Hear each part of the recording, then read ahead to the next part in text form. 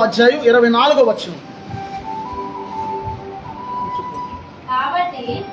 కాబట్టి ఈ నా మాటలు విని వాటి చెప్పున చేయి ప్రతి వాడును బండ మీద తన ఇల్లు కట్టుకొనినా బుద్ధిమంతుని పోలి ఉండును. దేవునికి స్తోత్రం. అందరూ చెప్తుంది దేవునికి స్తోత్రం. యేసు ప్రభువారు ఆ దినాల్లో భూమి మీద ఉన్న దినాల్లో కాబట్టి ఈ నా మాటల చొప్పున చేయి ప్రతి వాడు కూడా బండ మీద కట్టుకొని ఇల్లును పోలి ఉంటాడని చెప్పాడు యేసయ్య. దేవునికి స్తోత్రం. ఈ రోజున ఫాదర్స్ డే అంటే ఈ రోజున అంటే ఏ రోజు? తండ్రి దినోత్సవము. యేసయ్య నేర్పించిన ప్రార్థనలో ఆయన స్టార్టింగ్ పరలోకమందున్న మా తండ్రి అంటాడు ఆయన. దేవునికి స్తోత్రం. రెండోది, తండ్రి తన కుమారుని ఎడలా జాలిపడినట్లుగా యెహోవా తన యందు భయభక్తులు గలవారి ఎడలా జాలిపడు. మూడోది, తండ్రి తన కుమారుని ఎత్తుకొనినట్లుగా నీ దేవుడని యెహోవా ఆ అరణ్యంలో నిన్ను ఎత్తుకుని తీసుకొచ్చాడు ఐగుప్తులో నుంచి అని ఇశ్రాయేలీల గురించి ఉంటుంది. దేవునికి స్తోత్రం. నాలుగోది, తండ్రి లేని వారికి నేను తండ్రినే ఉన్నాను, వారి కోరిక నేను విని ఉన్నాను అంటాడు దేవుడు ఒక చోట. కీర్తనల గ్రంథం 10వ అధ్యాయం. దేవునికి స్తోత్రం. పరమ తండ్రి అయిన దేవుడి మాట మనం వింటే, దేవుని మాట అంట మనం వింటేనంట బండ మీద కట్టిన ఇల్లు లాగా ఉంటుందంట మన స్థితి. ఆమేనండి. ఇంకో ప్రశ్న వేస్తున్నాను, బండ మీద కట్టిన ఇల్లు తేలిగ్గా అయ్యిద్దా, ఇసుక మీద కట్టిన ఇల్లు తేలిగ్గా అయ్యిద్దా?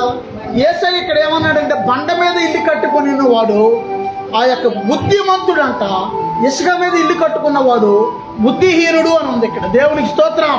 నువ్వు బుద్ధిమంతురాలవా బుద్ధిహీనురాలవా? దేవుడు అడుగుతున్నాడు ప్రశ్న.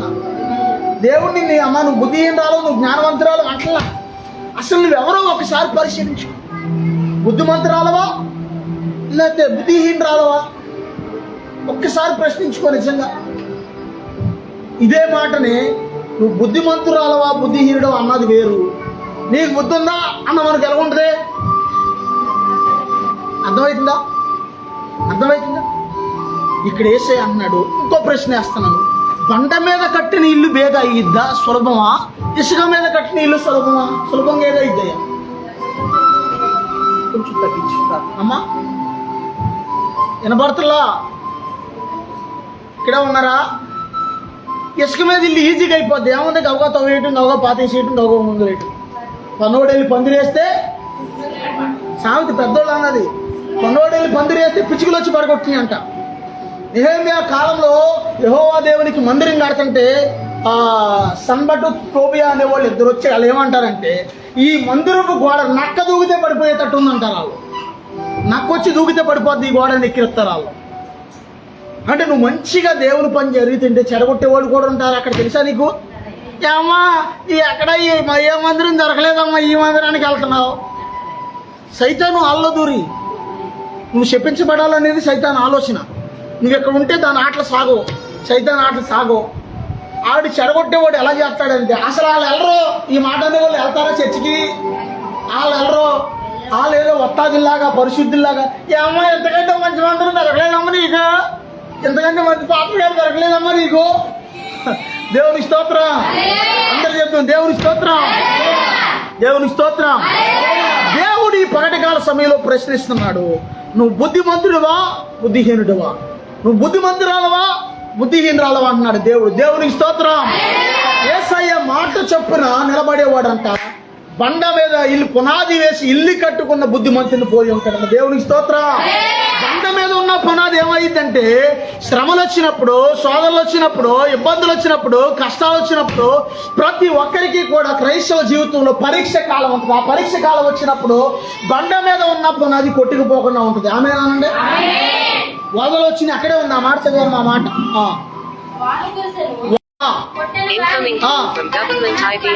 దాని పునాది బండ మీద వేయబడును గనుక అది పడలేదు. దేవుడికి స్తోత్రం. చెప్పండి నమ్మ ఇల్లు ఈ ఇల్లు కాదండి. నిజంగా ఈ ఇల్లు కూడా పునాది గట్టిగా లేకపోతే ఏమైంది? గుట్ట రాళ్ళు తీసుకొచ్చాం అప్పుడు ఈ ఇల్లు కడతా కన్నారు వాళ్ళు. చాలా రాయి తొక్కారు. ఇది మనిషి అంత లోతు ఉంటుంది ఈ పునాది. ఇది కూడా తెలుసా మీకు? 4 అడుగులు లోతు ఉంటుంది తవ్వుతే, సుమారు 4-5 అడుగులు లోతు. మామూలు ఇల్లు కూడా పునాది ఎక్కడ వేస్తారు? బండ మీద వేస్తారు. బండ మీద పునాది అయిపోతే అదేమైందంటే కూలిపోయే అవకాశం ఉంటుంది. దేవునికి స్తోత్రం. మరొకడంట అక్కడే ఉంది వాక్యంలో, ఇసుక మీద ఇల్లు కట్టినోడి గురించి చదువమ్మ 25. మరియు ఈ మాటలు విని వాటి చొప్పున చేయని వాడు యేసయ్య చెప్తున్నాడు ఈ మాట. నా మాటలు విని కూడా వాటి ప్రకారంగా ఎవరైతే చేయరో వాళ్ళందరూ కూడా ఇసుక మీద ఇల్లు కట్టుకున్న బుద్ధిహీనులు అంటున్నాడు దేవుడు. దేవుని స్తోత్రం. నా మాట కాదండి, ఇది యేసయ్య మాట. నా మాట విని కూడా విని పెడచెవిని పెడితే ఏమైంది అమ్మా? బుద్ధిహీనుడు అంట వాడు. దేవుడు వాక్యం సెలవిస్తుంది. దేవుని స్తోత్రం. అందరు చెప్తాం దేవుని స్తోత్రం. బుద్ధిహీనురాలవా? బుద్ధిహీనుడు ఆ యొక్క బుద్ధిమంతురాలవా? బుద్ధిమంతురాలవనుకో దేవుని మాట విని వాటి ప్రకారంగా మనం నడుచుకోవాలన్న దేవునికి స్తోత్రం. ఎందరో బోళ్ళు మందులు దేవుని మాట వింటారు కానీ వాటి ప్రకారం నడుచుకోరు. దేవుని మాట వింటం గొప్ప విషయం కాదు, అన్యులు కూడా వింటారు దేవుని మాట. దేవుని మాట ప్రకారంగా నువ్వు నడుచుకుంటమే గొప్ప విషయం. ఆమేనండి. దేవుని మాట నీకంటే బాగా ఈ మందిరం చుట్టుపక్కల ఉన్న ప్రజలే బాగా వింటారు. వాళ్ళ పాస్టర్ గారు ఏం చెప్తున్నారు ఈ రోజు వాక్యం అని వింటారు వాళ్ళు. దేవుడు వాళ్ళకి ఆ కృపిస్తాడు కాబట్టి. కానీ ఎన్నా దాన్ని బట్టి నువ్వు నడుచుకుంటే నువ్వు గొప్ప వ్యక్తి, నువ్వు బుద్ధిమంతురాలవో, నువ్వు బుద్ధిమంతుడు అవుతావు. దేవుని స్తోత్రం. అందరు చెప్తు దేవుని స్తోత్రం. యేసయ్య మాట నేను చెప్తున్నాను, ₹1,00,00,000 మూట. ఆమేనా? యేసయ్య మాట చొప్పున నువ్వు నడుచుకుంటే ఇక నీకు తిరిగి ఉండదు. ఆమేనా? దేవుని స్తోత్రం. యాకోబు పత్రిక 1వ అధ్యాయము 22వ వచనం చదువుకుంటే, యాకోబు పత్రిక 1వ అధ్యాయం 22వ వచనం. ఓ థాంక్ యూ జీసస్.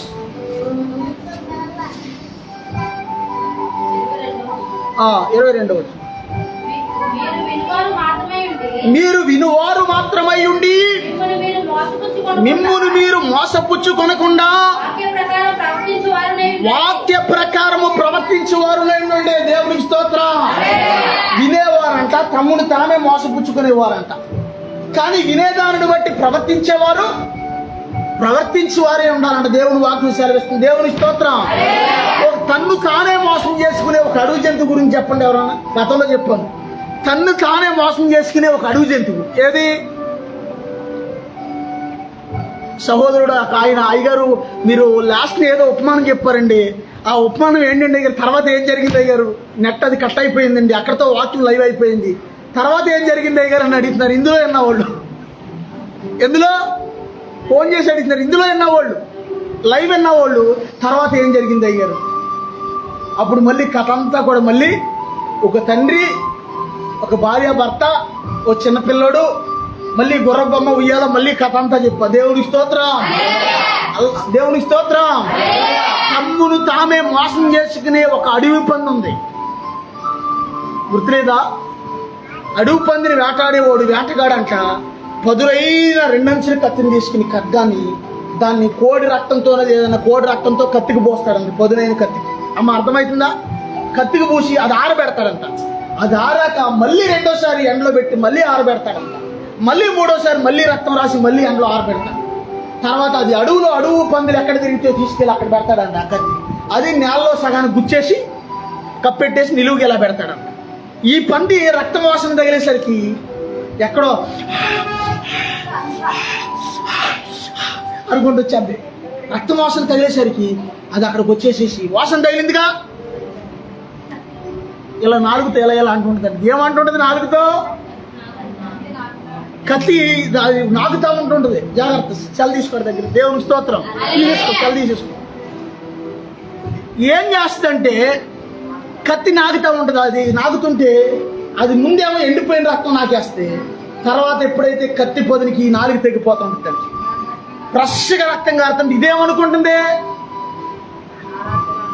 అంటే నాలుగు నాకు తింటే ఫ్రెష్గా రక్తం వస్తుంది ఏంటి కత్తినా అని అనికి ఏం చేస్తుందంటే దాని రక్తం అదే తాగి తాగి తాగి నాకి నాకి నాకి నాకి చివరికి కళ్ళు తిరిగి పడిపోతాంట అడుగు పంది. అమ్మ అర్థమవుతుందా? నాకి నాకి నాకి ఆ పంది అక్కడ పడిపోతా. అక్కడ ఈలోపు ఏటగాడు వస్తాడు, వలేస్తాడు. చిన్నప్పుడు ఎప్పుడో మోసే గారు చెప్పేవాళ్ళు ఈ కథ. ఏటగాడు వస్తాడంట, వలేస్తాడంట. మెడరిస్తాడంట, బొట్లో వేసుకుంటాడు. కానీ వేటగాని ఊరిలో నుంచి యేసయ్య నిన్ను నన్ను విడిపించాడు. ఆమేనండి. ఏ వేటగాడు? జనాలు కొడతారు కూడా జనాలంటే. ఏ వేటగాడు? ఎన్టీ రామారావు గారు కాదు. వేటగాడు అంటే అసలు పేరు, దానికి అర్థం సైతాను.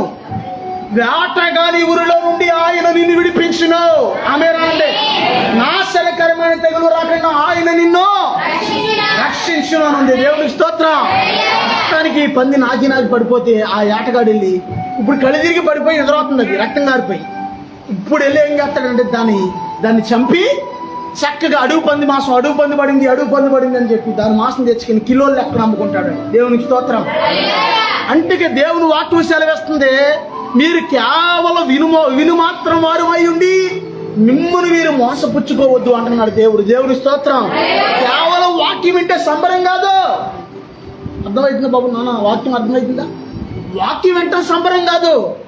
అన్ని జల్లు కూడా వింటున్నారు ఈ రోజున వాక్యాలు, లైవ్ల్లో, వీడియోల్లో, అక్కడక్కడ అన్ని జల్లు కూడా చాలా బాగా వింటున్నారు వాక్యాలు. వాక్య ప్రకారం నువ్వు ప్రవర్తించాలి. నీ పునాది వాక్యం మీద కట్టుకోవాలి. ఆమేనండి. నీ పునాది దేవుల్లో బలంగా ఉండాలి. ఆమేనండి. నేను చాలాసార్లు చెప్తున్నాను, ప్రతి క్రైస్తవుడికి ఒక శోధన కాలం ఉంటుంది. ఆ శోధన కాలంలో నువ్వు కొట్టుకుపోకుండా ఉండాలంటే నీ పునాది ఎక్కడ ఉండాలి? బండ మీద ఉండాలి. నీ పునాది యేసుక్రీస్తు అనే బండలో నీ పునాది ఉండాలి. ఆమేనండి. దేవునికి స్తోత్రం.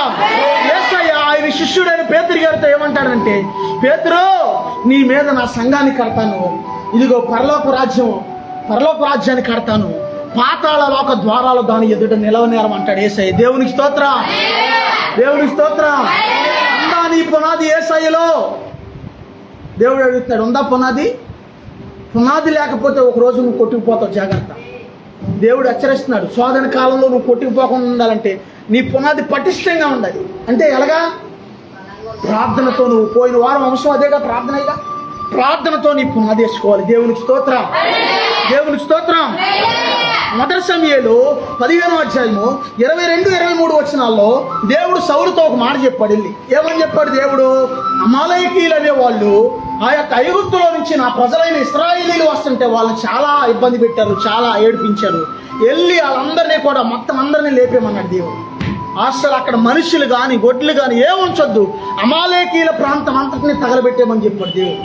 చెప్పేమంటే సౌలు ఏం చేశాడంటే అక్కడ చదువు. మొదటి సమూయేలు 15వ అధ్యాయం 22-23 వచ్చిన. అందుకు సమూయేలు తాను సెలవిచ్చిన ఆజ్ఞను ఒకడు గైకొనుట వలన యెహోవా సంతోషించునట్లు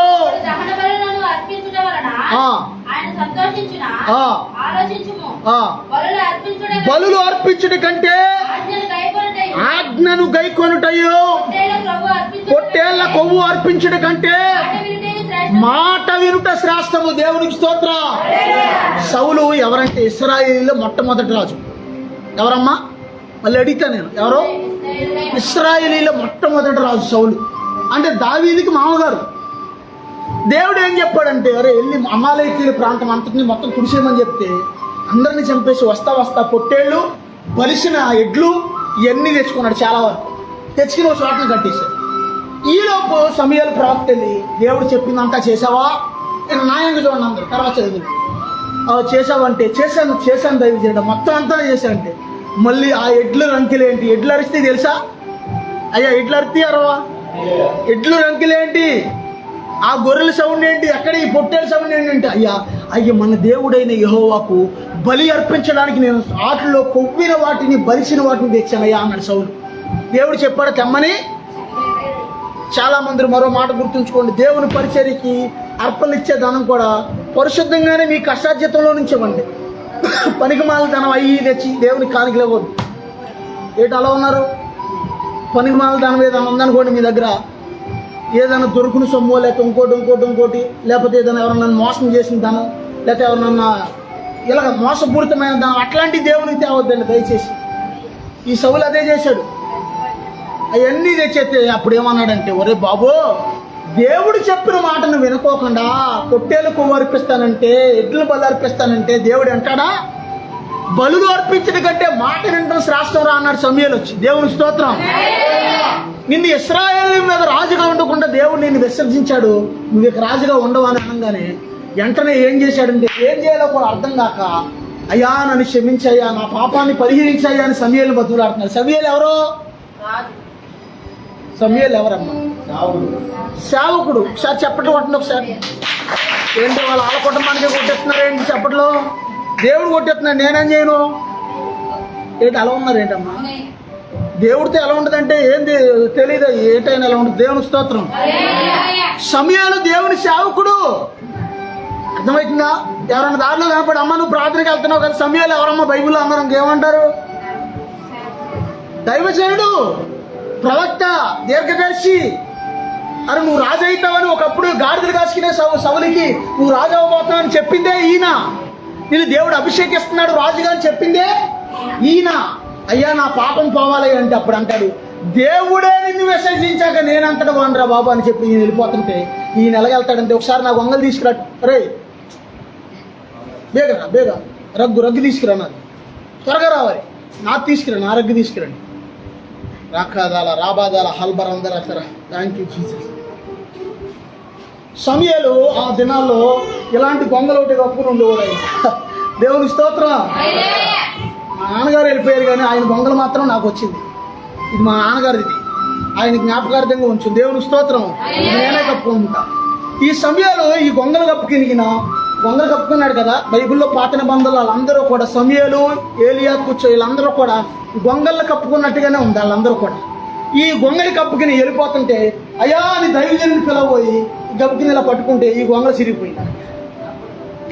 చిరిగిపోతే అంటే ఇక మన భాషలో చెప్పాలంటే ఈ కాలంలో చెప్పాలంటే చొక్కా పట్టుకున్నట్టు, దైవజనుడిని చొక్కా పట్టుకున్నట్టు. ఏరేక నీకు మూడిందని నీ పని అయిపోయిందని అనుకున్నాడు సమూయేలు. వెళ్ళాడు, కన్నీటితో ప్రార్థన చేస్తుంటే దేవుడు ఏమన్నాడంటే, సమూయేలు నువ్వు ఎందుకు ఏడుస్తున్నావు? నీ స్థానంలో, ఇదిగో అతని స్థానంలో నేను ఇంకొక అతన్ని రాజుగా అభిషేకిస్తున్నాను, నువ్వేం బాధపడకు, వెళ్ళు బెత్లెహేంలోకి వెళ్ళి అతని స్థానంలో ఇంకొకరిని అభిషేకిస్తున్నాను. దావీదుని అభిషేకించాడు దేవుడు. దేవునికి స్తోత్రం. అందుకే నేను చాలాసార్లు అంటాను, దేవుడు నీకు ఇచ్చిన కృపను వినియోగించుకోకపోతే కృప పోద్ది, వేరే వరకు వెళ్ళిపోద్ది. ఒక ఆమె నూతులో నీళ్ళు ఉండేయంట, జాగ్రత్తగానండి. చుట్టుపక్కల వాళ్ళు అందరూ వచ్చి నీళ్ళు తోడుకెళ్ళిపోతుంటే అందరూ వచ్చేస్తున్నారు, మానవీయ దొరికింది తయారుగా అందరికీ, మా నూతులో నీళ్ళన్నీ తోడేస్తున్నారు అని తిడుతుండేది అంటే వచ్చిన వాళ్ళు అందరూ. అమ్మ అర్థమవుతుందా? ఇక అత్తమానం ఆ బాధ వాళ్ళకి జనాలు ఇంకెక్కడో దూరం ఎక్కడో ఇంకో నువ్వు ఉంటే ఆ నూతులో నీళ్ళు తెచ్చుకుంటే, ఈ నూతులో నీళ్ళకి జనాలు ఎప్పుడైతే తోడడం మానేశారో ఆ నుయ్యంతా కూడా తుక్కుతో నిండిపోయి, ఆ నుయ్యంతా కూడా నీళ్ళంతా కూడా జిడ్డుగా అయిపోయి చికాకు అయిపోయింది. దేవునికి స్తోత్రం. అంటే నువ్వు దేవుడు నీకు ఇచ్చిన కృపను నువ్వు వినియోగించాలి. ఆమేనండి. దేవుడు నీకు ఇచ్చిన కృపను వినియోగించకపోతే ఆ కృప వేరే వాళ్ళకి వెళ్ళిపోద్ది. నువ్వు కింద పడి దొరికినా మళ్ళీ నీకు రాదు. దేవునికి స్తోత్రం. తర్వాత మరో మాట చూసుకుంటే ఆదికాండం 12వ అధ్యాయం 4వ వచనం చదవండి. అంటే దేవుని మాట ఎంత పవర్ అనేది దాని గురించి చెప్తున్నాను. 12:4 చదవండి. యెహోవా అతనితో చెప్పిన ప్రకారము అబ్రహాము వెళ్ళెను. దేవునికి స్తోత్రం. అబ్రహాము చరిత్ర జరిగి ఇప్పటికీ 6000 సంవత్సరాలండి. అమ్మ అర్థమైందా? సాధారణంగా 100-200 సంవత్సరాలు అయితేనే మన తాతలు ఏం చేశారో మనకే, కానీ దేవుడు ఎంత గొప్పోడో చూడండి. అబ్రహాము గురించి ఈ కాలంలో కూడా మనం చెప్పుకుంటున్నామంటే కారణం ఏంటి తెలుసా? మొన్న కూడా నేను గుంటిపల్లిలో కూడా అన్నాను ఈ మాట. అబ్రహాము ప్రపంచానికి మూల స్తంభంగా ఉన్నాడు. అబ్రహాము. దేవునికి స్తోత్రం. ముస్లిమ్స్ ఏమో మా తండ్రి అయిన ఇబ్రహీం దేవా అని ప్రార్థన చేస్తారంట వాళ్ళు. యూదులైన వాళ్ళు ఇజ్రాయెల్ దేశంలో ఒక మందిరం అంతా కూల్చేస్తే ఒక గోడ మిగిలింది వాళ్ళకి, ఏడుపు గోడ అని. ఆ గోడ దగ్గరికి వెళ్ళి వాళ్ళు లెటర్ రాసి ఆ లెటర్ల మీద ఆ గోడ ఆ యొక్క బ్రిడ్జాల్లో ఆ లెటర్లు పెట్టి మా తండ్రి అయిన అబ్రహాం దేవా అని ప్రార్థన చేస్తారంట యూదులు. దేవునికి స్తోత్రం. మనమేమని ప్రార్థన చేస్తామంటే క్రైస్తవులు అబ్రహాము దేవా, ఇస్సాకు దేవా, యాకోబు దేవా అని ప్రార్థన చేస్తాం. దేవునికి స్తోత్రం. అబ్రహాము చరిత్ర జరిగి సుమారుగా ఇప్పటికీ యేసు ప్రభు వారి కాలానికి 4000 సంవత్సరాలు, ఇప్పటికైతే సుమారుగా 6000 సంవత్సరాలు అయింది. అయినా దేవుడు ఏమన్నాడు ఇక్కడ? ఎందుకు అబ్రహాముని అంతగా దేవుడు హెచ్చించాడంటే, జక్కి ఇంటికి వచ్చినప్పుడు కూడా యేసయ్య ఏమన్నాడు? ఇతడు కూడా అబ్రహాము కుమారుడు అన్నాడు. దేవునికి స్తోత్రం. దేవునికి స్తోత్రం. ఎందుకంటే అబ్రహాము దేవుడు మాట్లాడినప్పుడు మారు మాట మాట్లాడుకోకుండా దేవుడు తనతో చెప్పిన మాట ప్రకారం మళ్ళీ చదవమా మాట. యెహోవా అతనితో చెప్పిన ప్రకారము అబ్రహాము వెళ్ళాడంట. దేవునికి స్తోత్రం, దేవునికి స్తోత్రం. అబ్రహాము దేవుడు, ఇస్సాకు దేవుడు, యాకోబు దేవుడు ఆశీర్వదించు. అబ్రహాము దేవుడు, ఇస్సాకు దేవుడు, యాకోబు దేవుడు నన్ను ఆశీర్వదించు. వెళ్ళు చోటనేలా కావలిగా నేనుంటా, చెప్పినది చేస్తాను, చెయ్యి విడిచి పెట్టాను. వెళ్ళు చోటనేలా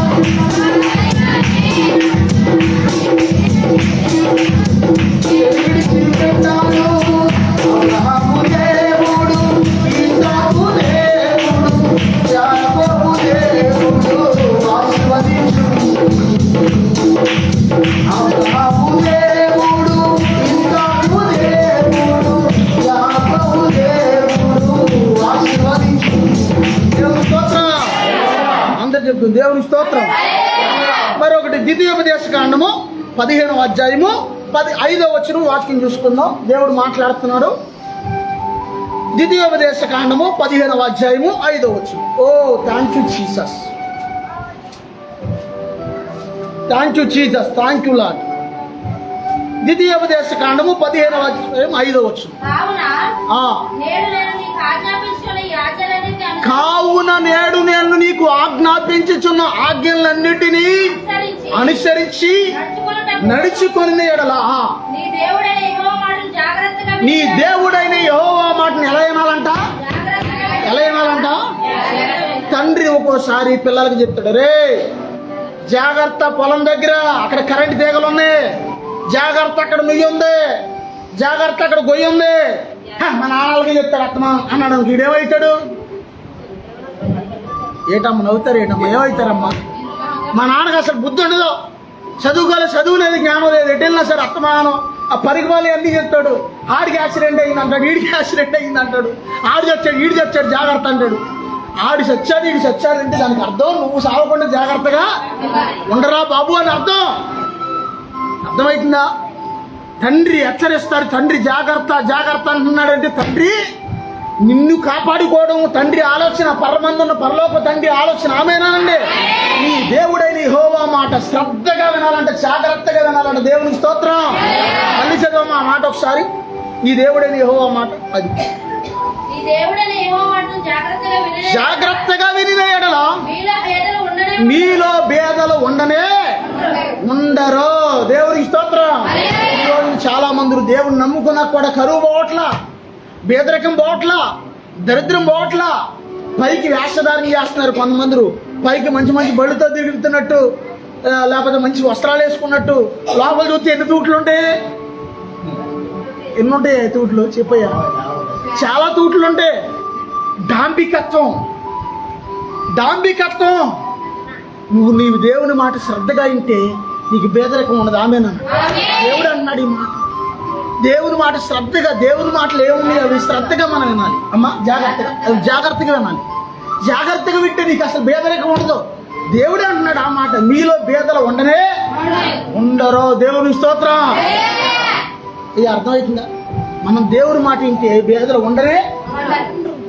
ఒకవేళ దేవుణ్ణి నమ్ముకున్నానండి, నేను 10 సంవత్సరాలు అయిందండి అయ్యగారు, అయినా నా పేదరికం పోవట్లేదండి, అయినా నా దరిద్రం పోవట్లేదండి, అయినా నా శాపం పోవట్లేదండి, ఎక్కడేసిన గొంగలు అక్కడే ఉందండి.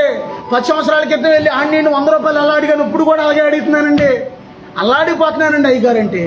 కుమారుడా దేవుడు మాట్లాడుతున్నాడు, కుమార్తె దేవుడు మాట్లాడుతున్నాడు. లోటు తప్పు ఎవరిలో ఉందంటే దేవుడిలో లేదు, నీలోనూ ఉంది. దేవునికి స్తోత్రం.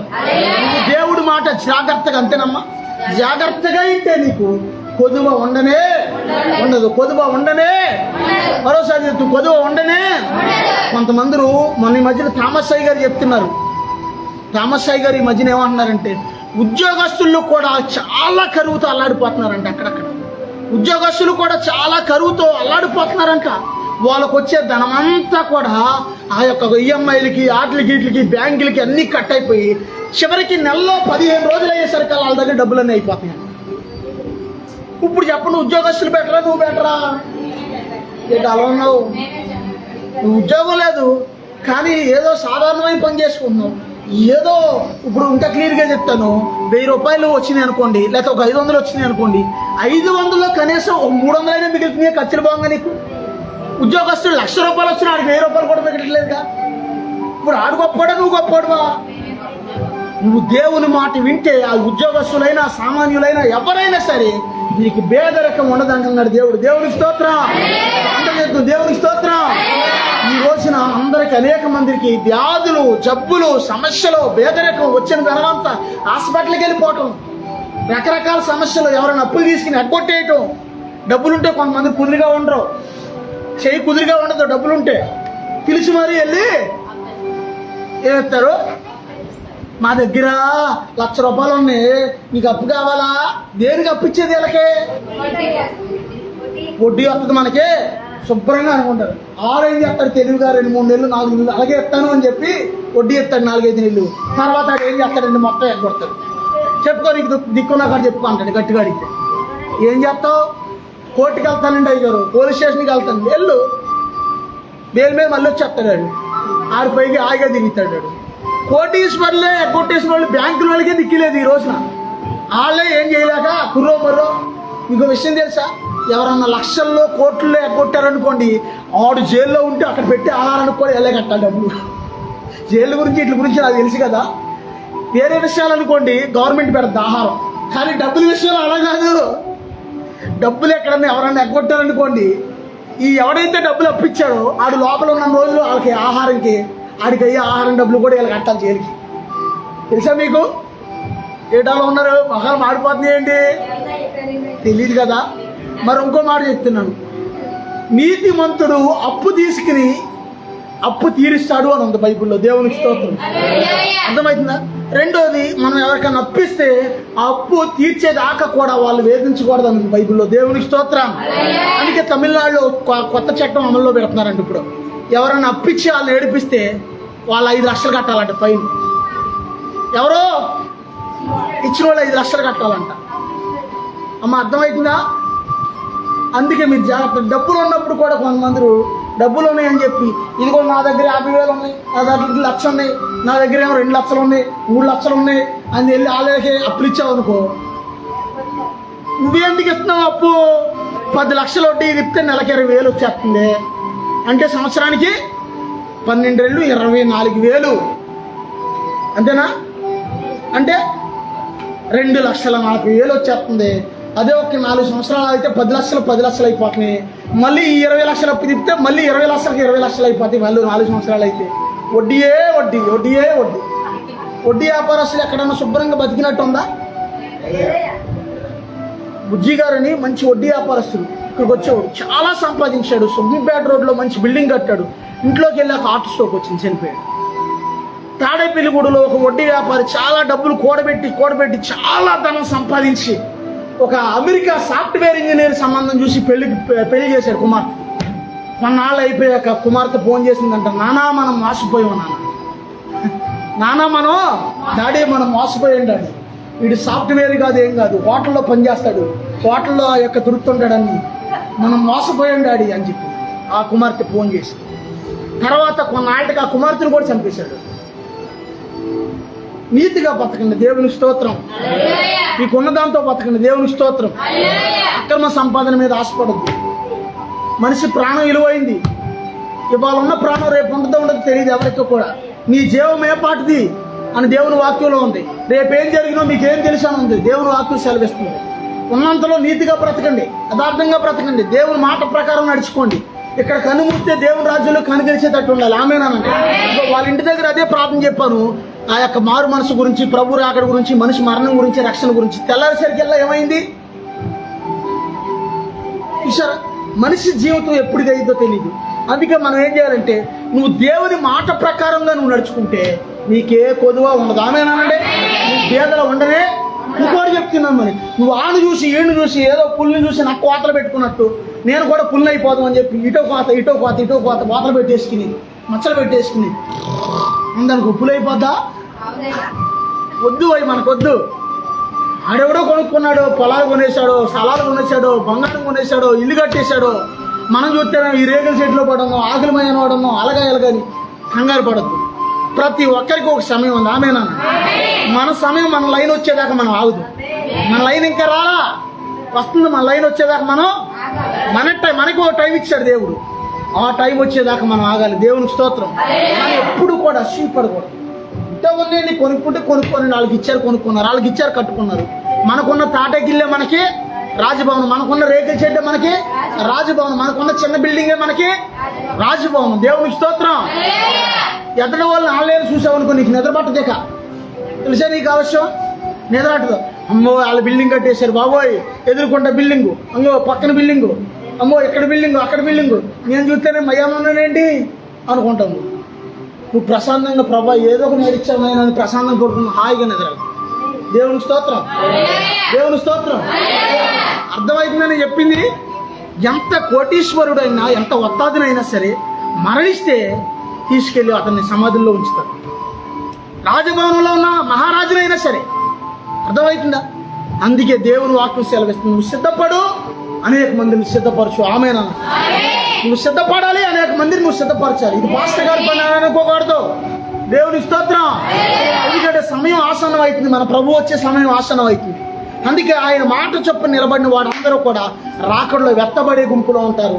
ఆ బండ మీద, పరలోకం అనే బండ మీద వేయబడిన పునాదిలోకి నువ్వు వెళ్ళాలంటే కనుక అక్కడికి నువ్వు ఎక్కడే నువ్వేం చేయాలంటే దేవుని మాట ప్రకారం నువ్వు నడుచుకోవాలి. దేవుని స్తోత్రం. అందరు చెప్తుంది దేవుని స్తోత్రం. ఫోటోని ఇంకో మాట చెప్తున్నానండి, పరిస్థితులు చాలా భయంకరంగా ఉన్నాయి. ఎక్కడ చూసినా పరలోకపు తండ్రి నిన్ను ప్రేమిస్తున్నాడు కాబట్టి నిన్ను సిద్ధపరుస్తున్నాడు. ఆమేనా? చాలా ఘోరంగా ఉంది. రాకడ దినాలు ఆసనం అవుతుంది. నేను చెప్తున్నాను, నువ్వు దేవుని మాట ప్రకారం నడుచుకుంటే ఒకవేళ ఇక్కడ కన్ను మూస్తే పరలోక రాజ్యంలో చోటు ఉంటుంది. ఒకవేళ ఇక్కడ కన్ను మూయకపోతే దేవునితో పాటుగా దేవుని పని ఇంకా చేసే అవకాశం ఉంటుంది. దేవునికి స్తోత్రం. అందుకే మనం ఏం చేయాలంటే మనం జాగ్రత్తగా మరణం అనేది భయపడకూడదు. ఎందుకంటే మరణం ప్రతి మనిషికి ఉంది. మరణం పుట్టినవాడు ఏదో రోజున ఖచ్చితంగా ఏంటి అలా ఉన్నారు. కొన్నేమో పోతప్పుడు రాలిపోతాయి, కొన్నేమో పిందయ్యాక రాలిపోతాయి, కొన్నేమో టెంకాయ్యాక రాలిపోతాయి. అర్థం కాదా? టెంకాయ్యాక అంటే ముసలోళ్ళు అయ్యాక, కొన్నేమో. అందుకే మనం ఏం చేయాలంటే మనం ప్రభుతో ఉన్నాం కాబట్టి మనకున్న నిరీక్షణ ఎవరికీ లేదు. అందుకే మనం ప్రభుతో వెళ్తా, ప్రభు మాట వింటూ ఉంటే మనం దీవించబడిపోతాం.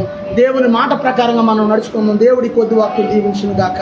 పరలోక తండ్రి నేను ప్రేమిస్తున్నాడు. ప్రార్థన చేసుకుందాం, ప్రభు సన్నిధిలో ప్రార్థన చేసుకుందాం. యేసయ్యా నన్ను ప్రేమిస్తున్నావు నాయన. యేసయ్యా ఇదిగోనైనా నీ మాట ప్రకారం నాయన బండ మీద ఇల్లు కట్టుకున్న వాని వల్లే నేను ఉండాలి ప్రభు. అయ్యా బుద్ధిమంతుని పోలి నేను ఉండాలి ప్రభా. అయ్యా బుద్ధిహీనత నుంచి నన్ను విడిపించయ్యా, భక్తిహీనత నుంచి నన్ను విడిపించయ్యా, అయ్యా సోమరతనం నుంచి నన్ను విడిపించయ్యా, ఓసర వెళ్ళి స్వభావం నుంచి నన్ను విడిపించు నాయన.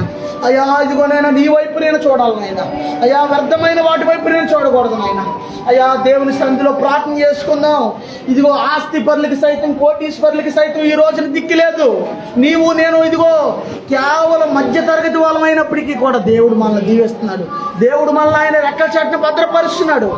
ఇదిగో కోటీశ్వరులు అందరూ ఆ విమానంలో ప్రయాణం చేశారు. కొద్ది గంటల్లో ఇదిగో వారు అనుకుని గమ్యానికి చేరుకుని సంతోషంగా వేరే దేశంలో ఉందామనుకున్నారు. కానీ ఇదిగో వారి యొక్క నివాసం ఇక్కడే. ఇదిగో ఎగిరిన కొద్దిసేపటికే ఇదిగో గాల్లో వారి ప్రాణాలు కలిసిపోయాయి. ఇదిగో నీవు నేను ఏ పార్టీ వాళ్ళం? ఇదిగో దేవుని వాక్యం సెలవిస్తుంది, నీ జీవం ఏ పాటిది, ఇదిగో నీ జీవితం ఏ పాటిది, నీ బ్రతుకు ఏ పాటిది. ప్రభు సన్నిధిలో ప్రభానాన్ని క్షమించయ్యా.